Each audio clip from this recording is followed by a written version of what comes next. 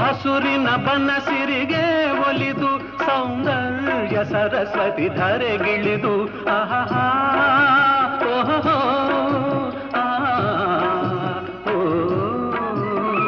ಹರಿಯುವ ನದಿಯಲ್ಲಿ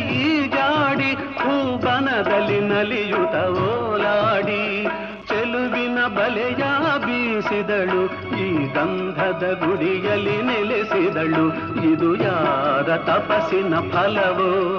ಈ ಕಂಗಳು ಮಾಡಿದ ಪುಣ್ಯವೋ ಓಹೋ ನಾವಾಡುವ ನುಡಿಯೇ ಕನ್ನಡ ನುಡಿ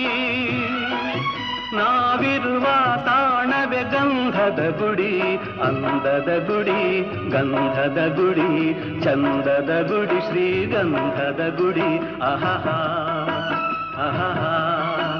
ಓಹೋ